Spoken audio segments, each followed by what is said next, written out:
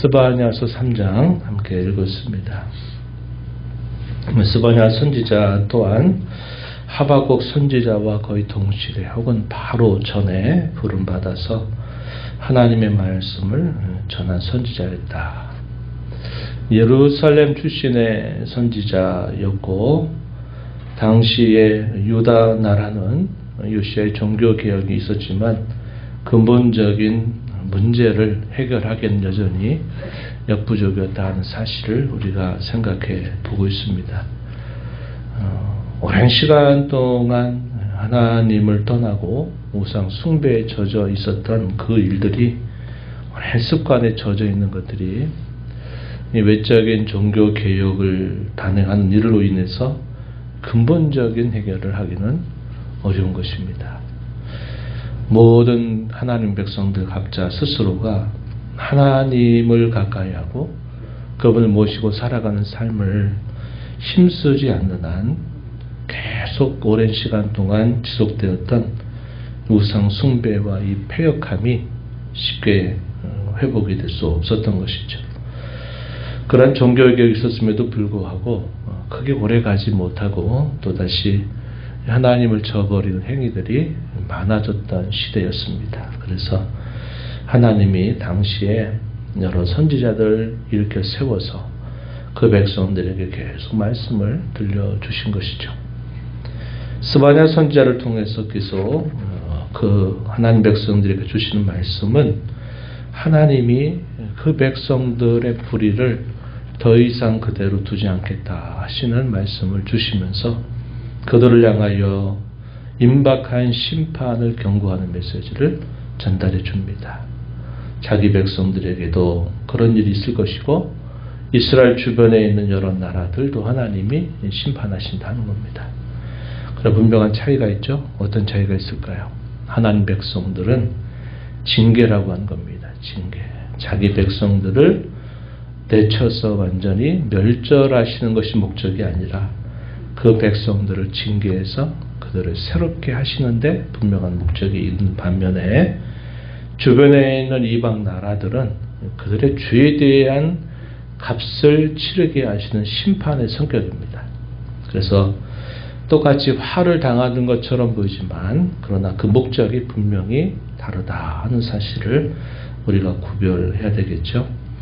오늘 우리가 있는 3장의 내용에서도 1절부터 7절의 이런 내용에서는 예루살렘에 대한 여호와의 진노가 선언되는 말씀이 소개가 됩니다. 화 있을진저 예루살렘에 화가 있을 것이다. 이런 말씀을 전달해 주고 8절부터 13절의 이런 내용에서는 그런 가운데서 하나님께서 남겨주신 자들을 구원하시고 그들을 회복시켜 주실 것이다 하는 말씀을 주십니다. 14절부터 마지막 절 내용에서는 구원의 하나님을 향한 찬송, 하나님께서 자기 백성들에게 변함없이 베푸실 은혜에 대하여 노래하는 내용들이 소개가 되고 있다. 이렇게 우리가 보겠습니다. 먼저 1절부터 7절의 이런 내용에서 예루살렘에 대한 여호와의 저주가 선언되는 이유에 대해서 분명히 설명해 줍니다. 1절 말씀에 보면 폐역하고 더러운 것 포악한 그 성읍이 화 있을 것이다. 이렇게 선언했습니다. 예루살렘 하나님의 백성들을 상징하는 시온이라고도 부르죠. 또 그곳에 가장 중요한 것은 여호와께서 자기 백성들과 함께 하시겠다 말씀하시는 여호와의 성전이 그곳에 위치하고 있는 곳이다 하는 겁니다. 하나님의 백성이 함께 하시는 곳 이렇게 부를 수 있는 그곳에 하나님이 함께 하실 수 없는 죄가 만연하고 폐역한 상태가 그 백성들 가운데 많이 벌어지고 있었다는 사실을 말하고 있는 것입니다. 폐역하고 더러운 것, 포악한 성읍 이렇게 말합니다. 하나님의 백성들이 그들 가운데 거하신다 할 때 그 백성들에게 요구되는 본분이 뭐냐? 하나님 백성들이 거하는 곳이 거룩한 곳이 되어야 된다. 의와 공평이 잘 세워지는 도시가 되어야 된다 하는 사실입니다. 그런데 오히려 반대의 모습이 너무나 짙게 드리워져 있는 이 예루살렘의 모습이 묘사되고 있는 것이죠. 이렇게 된 이유에 대해서 근본적으로 그들이 하나님의 명령과 교훈을 멸시하기 때문이다. 여호와를 의뢰하지 않고 여호와 하나님을 가까이지 않는 까닭이다. 그들이 수치를 알았더라면 그 수치 때문에 회개라도 했을 텐데 수치를 알지 못하니 회개치도 않는 모습을 보여주고 있는 것입니다. 2절에 명령을 듣지 아니하며 교훈을 받지 아니하며 여호와를 의뢰하지 아니하며 자기 하나님에게 가까이 나아가지 아니하였도다. 하나님을 가까이 하면 당연히 그들에게 거룩함이 따라오고 의와 공평이 세워지게 돼 있는데 하나님을 가까이지 않게 됨으로써 결국은 죄가 만연한 도시가 되고 말았다 하는 사실을 보여주고 있는 것입니다. 5절 가서도 보면 수치를 알지 못한다 하는 표현이 사용됐습니다. 우리가 어제 읽었던 2장 1절에서도 하나님 백성들을 뭐라고 책망하듯 불렀습니까? 2장 1절에 수치를 모르는 백성아 모여라 모여라 이렇게 말합니다. 하나님이 수치를 사람에게 주신다 하는 것은 그로 하여금 이게 부끄러운 일이구나. 이게 잘못된 일이었구나. 내가 빨리 돌이켜야겠구나. 더 이상 이런 부끄러움을 내가 당하지 아니해야 되지 않겠냐 하는 이런 마음을 주시기 위해서 사람에게 수치심을 주신 것이죠. 이 수치심이 처음에 언제 생겼습니까? 우리가 아는 바와 같이 에덴 동산에서 하나님이 금하신 실과를 따먹게 되면서 아담과 하와가 따먹는 순간에 생겼던 마음이죠. 벌거벗었던 것이 자신들이 벌거벗었던 것이 보여서 수치를 가르기 시작하고 했는데 그게 어떻게 생긴 겁니까? 하나님 말씀에 대한 불순종의 결과로 생겨난 것이 수치와 부끄러움이었습니다. 근데 그것도 하나님이 사람에게 주신 또 하나 은혜의 장치죠. 왜 그럴까요? 금방 이야기했던 것 같습니다. 사람이 부끄러움을 모르면 그것을 고칠 줄 모르는 거예요. 내가 뭘 잘못했는데 이런 태도를 보이는 거죠. 그러나 부끄러워한다는 건 뭘까요? 내가 이러면 안 됐는데 내가 잘못했구나. 내가 실수했구나. 내가 죄를 범했구나 하는 마음을 느끼면서 그 수치심을 벗겨내기 위해서 하나님 앞에 회개하고 돌이키는 삶을 살아가는 거죠. 그런데 수치를 모른다라는 사실은 자기들이 뭘 잘못했는지 무엇이 부끄러운 일인지를 분간하지 못하는 상태를 표현하고 있는 것입니다. 당시 예루살렘의 처지가 그랬다는 거죠. 구체적으로 당시 백성의 지도자들의 모습을 비유적으로 설명합니다. 방백들은 부르짖는 사자와 같다. 재판장들은 저녁이리와 같다. 백성들로 하여금 먹을 것들을 다 진액을 짜내듯이 해서 자기들의 먹을거리를 찾는 불의한 자들이 됐다. 선지자들은 경솔하고 간사한 자가 됐다. 아첨하고 거짓을 말하고 백성들에게 듣기 좋은 말 해주고 권력자들에게 아첨해서 그들의 편을 들어주고 하는 식의 이런 거짓된 선지자들이 되고 말았다. 어용 선지자들이 되고 말았다는 거죠. 제사장은 성소를 더럽히고 율법을 범하는 자들이 됐다. 이렇게 말하고 있습니다. 3절, 4절 이렇게 말하죠. 그들에게 장차 임하게 될 하나님의 큰 징계로 말미암아 어떤 상태가 될 것인가 말해주기로 6절에 모든 성읍이 황폐하며 사람이 없으며 거주할 자가 없게 될 것을 말해주고 있습니다. 그들로 하여금 이런 형편에 처하지 않도록 계속 그들로 돌이키고 살 길을 계속 제시했습니다. 그게 뭘까요? 7절 말씀입니다. 7절에 보면 오직 나를 경외하고 교훈을 받으라. 그리하면 내가 형벌을 내리기로 정하기는 하였지만 너희와 저가 끊어지지 않을 것이다. 이렇게 말했지만 결국 7절 하반절에 그러나 그들이 부지런히 그들의 모든 행위를 더럽게 하였다. 이렇게 말합니다. 그래서 예루살렘이 화를 피할 수 없는 상태가 되고 말았다. 이렇게 표현하고 있는 것입니다. 하나님이 정하신 날이 있다는 사실을 말해줍니다. 그날은 한편으로는 벌할 날이다. 이렇게 말합니다. 8절에 보면 온 땅이 나의 질투의 불에 소멸될 것이다. 그것은 여호와의 분노 모든 진노로 말미암아 주어지는 일이 될 것이다. 그러나 또 한편으로는 그때가 회복의 날이 될 것이다. 이렇게 말씀해 줍니다. 9절 말씀에 보면 여러 백성의 입술을 깨끗하게 하여 여호와의 이름을 부르며 한 가지로 섬기게 할 것이다. 더 이상 수치를 당하지 않게 할 것이다. 11절에서 그렇게 말합니다. 벌할 날이 곧 회복의 날이 될 것이다. 이것이 이방 나라를 심판하는 것과 근본적으로 다른 목적이다 하는 사실을 보여줍니다. 벌한다는 것은 고쳐 새롭게 한다, 회복시킨다 하는 의미를 전달해주고 있는 것입니다. 공고하고 가난한 백성들, 그러한 자들을 하나님이 회복시켜 줄 것이다. 12절에 그렇게 말했습니다.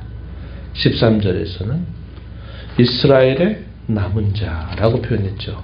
우리가 어제도 살펴보았습니다만 하나님이 남은 자들을 마침내 건져주신다 하는데 여기서 말한 남은 자가 진짜 하나님의 백성들을 표현하는 말입니다. 진짜 하나님의 백성. 태생적으로 하나님의 백성이 된 자들, 명목상, 이름상 하나님의 백성들이 아닌 진짜 하나님의 백성들 여기 남은 자라고 표현하고 있는 겁니다. 남은 자들의 특징은 뭘까요?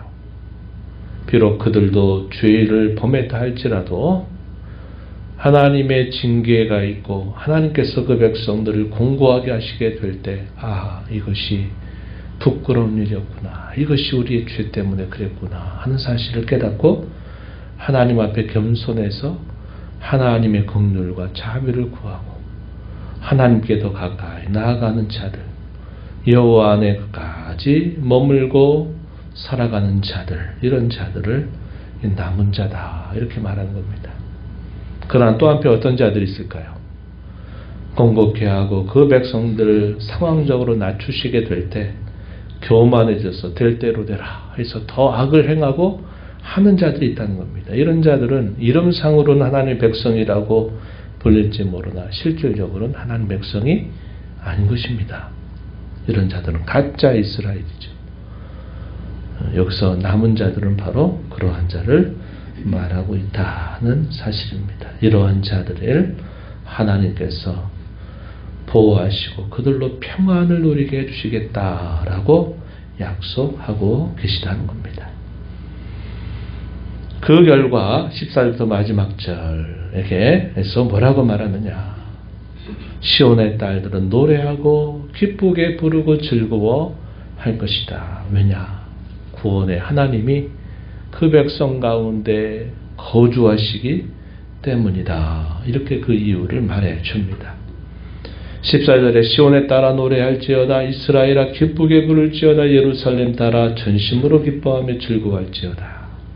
여호와가 내 형벌을 제거하였고 내 원수를 쫓아냈으며 이스라엘 왕 여호와가 내 가운데 계시니 내가 다시는 화를 당할까 두려워하지 아니할 것이라. 이렇게 말합니다. 하나님 백성들이 자기 백성 가운데 임마누엘의 하나님으로 거주하신다. 이때는 명목상이 아니라 실질적으로 거주하시려면 그 백성들의 죄가 없어야 돼요. 그 죄 문제가 처리되어야 됩니다. 그리고 그분이 계시면 죄가 더 이상 함께 할 수 없는 곳이 되는 것이죠. 그래서 여호와 하나님이 함께 계시게 되는 것으로 인해서 시온의 딸들 참 이스라엘은 노래하고 기뻐하고 즐거워 할 것이다. 이렇게 촉구하는 내용들이 소개가 됩니다. 하나님의 백성들의 모습을 지켜보는 다른 사람들의 반응, 뭐라고 말할까? 16절, 17절 표현하기를, 16절에 그날에 사람이 예루살렘에 이르기를 두려워하지 말라. 시온아 내 손을 늘어뜨리지 말라. 너희 하나님 여호와가 너희 가운데 계시니 그는 구원을 베푸실 전능자시라. 그가 너로 말미암아 기쁨을 이기지 못하시며 너를 잠잠히 사랑하시며 너로 말미암아 즐거이 부르며 기뻐하시리라 하리라.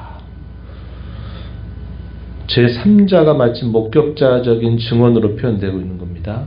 예루살렘에 거하는 백성들에게 여호와께서 베푸시는 그 은총으로 인해서 내 손을 늘어뜨리지 말고 두려워하지 말아라. 이렇게 말하고 그 이유는 구원의 하나님이 너희 가운데서 구원을 베푸실 것이고 그 하나님이 너희를 기뻐하실 것이고 너희를 잠잠히 사랑할 것이고 너희를 즐거이 부르면서 기뻐하실 것이기 때문이다. 그 이유를 말해줍니다. 자기 백성들을 향한 하나님의 변함없는 사랑, 신실한 사랑, 언약적인 사랑, 이것을 노래하고 있다 한 것입니다.